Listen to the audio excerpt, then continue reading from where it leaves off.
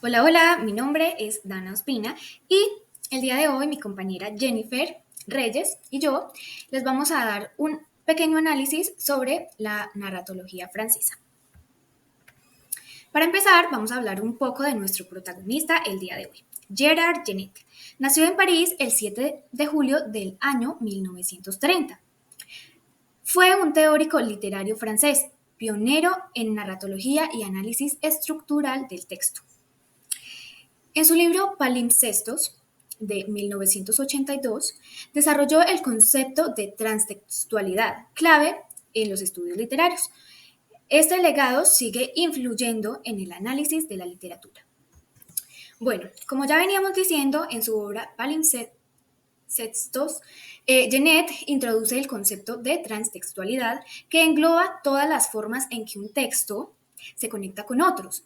Estas relaciones pueden manifestarse a través de referencias, influencias, adaptaciones o transformaciones, enriqueciendo así la interpretación y comprensión de las obras literarias. Bueno, la literatura no surge de la nada. Cada texto dialoga con otros a través de diversas relaciones. Genet clasifica la transtextualidad en 5 categorías fundamentales. La intertextualidad, paratextualidad, metatextualidad, architextualidad e hipertextualidad, que también está conectada a la hipotextualidad. Estas categorías nos permiten analizar cómo las obras literarias se construyen a partir de otras.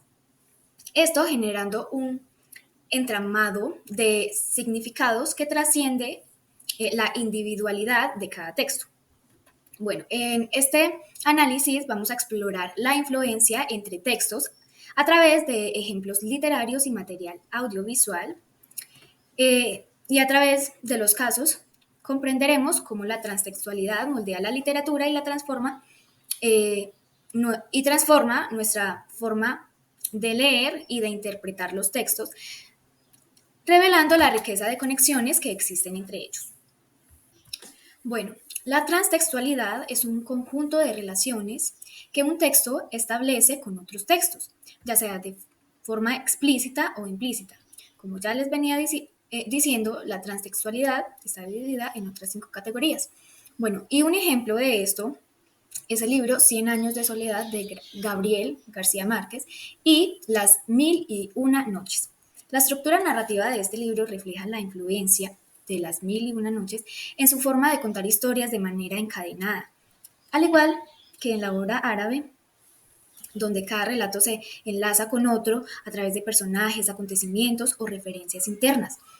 En Cien años de soledad, los eventos de la familia Buendía se narran como una sucesión de historias interconectadas en las que los destinos de diferentes generaciones se entrelazan y repiten de manera cíclica.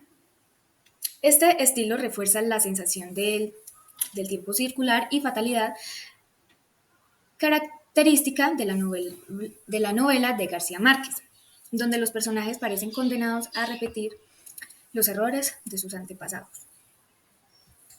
Bueno, la intratextualidad es la relación interna entre los elementos de un mismo texto o de una obra dentro de una saga o un conjunto de escritos de un mismo autor. Se manifiesta cuando ciertos capítulos, personajes, escenarios, símbolos o temas se remiten unos a otros dentro de un propio texto, creando una red de conexiones que enriquecen la comprensión y la experiencia del lector.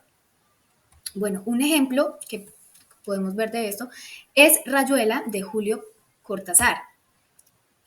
La estructura no lineal de Rayuela permite múltiples formas de lectura con capítulos que se entrelazan entre sí y referencias que obligan al lector a retroceder o a avanzar en la obra para comprender su significado.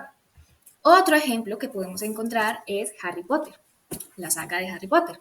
A lo largo de esta saga, elementos introducidos en los primeros libros, como Harry Potter y la piedra filosofal,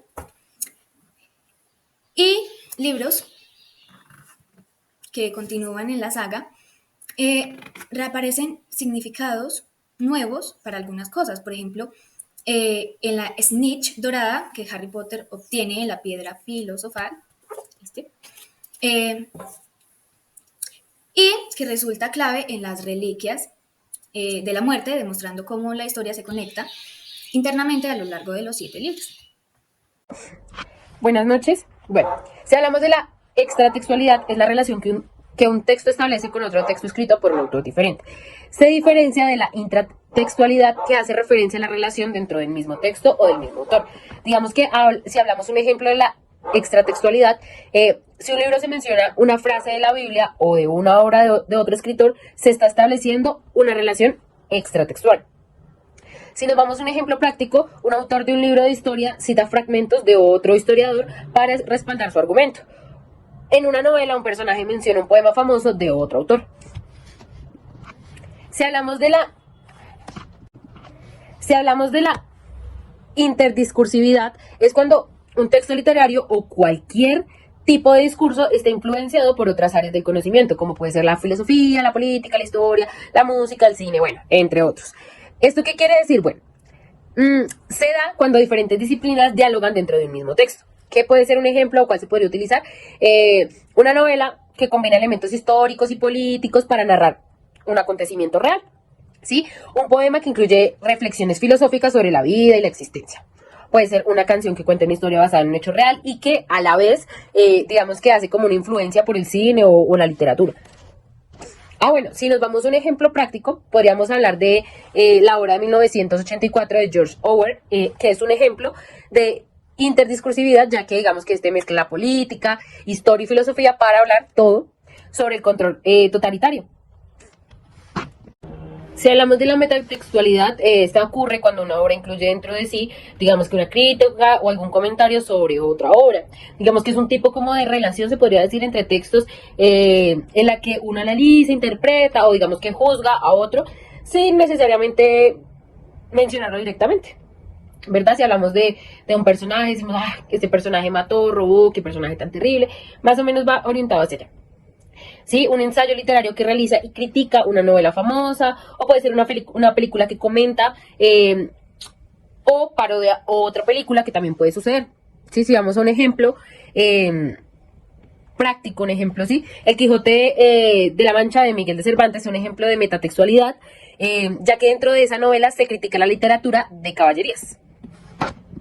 Bueno, si hablamos de la paratextualidad, digamos que esto se refiere a los elementos externos que acompañan a un texto y que influyen, muy importante, en su interpretación. Digamos que estos elementos no forman parte del contenido principal, pero pues digamos que de una forma u otra ayudan a guiar al lector, digamos que en todo esto de su comprensión. Si damos un ejemplo, bueno, el título pues da una idea, un tema, el prólogo da una introducción, la dedicatoria pues el mensaje del autor dirigido, puede ser también agregado con notas, puede con índice, ir complementando, perdón. Si hablamos de un ejemplo práctico, en 100 años de soledad, el prólogo ayuda a comprender la importancia de la obra en toda la literatura.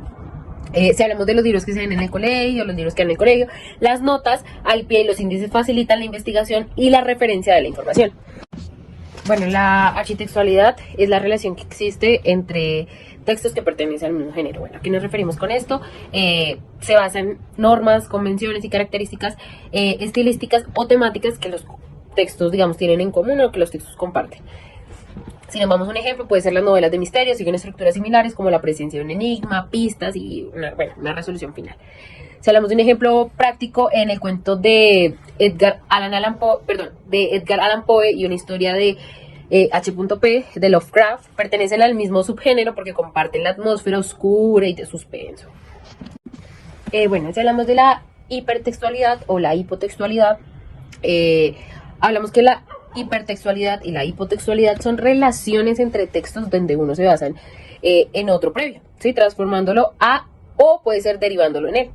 ¿Sí? Si hablamos de, la hipotextualidad es el texto base que se refiere al texto original del cual otro texto posterior toma inspiración. Y la hipertextualidad es un texto derivado, ¿sí? Que es el texto nuevo que surge a partir del hipotexto. Puede ser una adaptación, una parodia, sí, va por ahí. Si hablamos de un ejemplo, puede ser el de El Quijote de la Mancha, de Miguel de Cervantes, el hipotexto de muchas obras que lo interpretan. ¿Sí? Puede ser que un ejemplo del hipotexto es una continuación escrita, ¿sí? Por otro autor. Puede ser la Odisea de Homero, es el hipotexto de novelas modernas, va más por ahí. Sigamos, diferencia clave que tenemos que tener en cuenta es que el hipotexto es un texto original de la base de la historia y el hipertexto es texto nuevo que transforma o adapta al original. Bueno, y ya para terminar, tenemos unas conclusiones que son: la teoría de transtextualidad de Gerard Genet demuestra que ningún texto existe de manera aislada, sino que siempre mantiene vínculos con otros, influyendo en su significado y recepción. A través de sus 5 categorías se pueden identificar distintos niveles de relación entre las obras, ya sea mediante referencias, comentarios, estructuras compartidas o transformaciones. Estas conexiones enriquecen la literatura y permiten que los lectores interpreten los textos en diferentes épocas y contextos, evidenciando la evolución y permanencia de las ideas a lo largo del tiempo. Con esto ya nos despedimos de ustedes. Muchas gracias por escucharnos. Feliz día.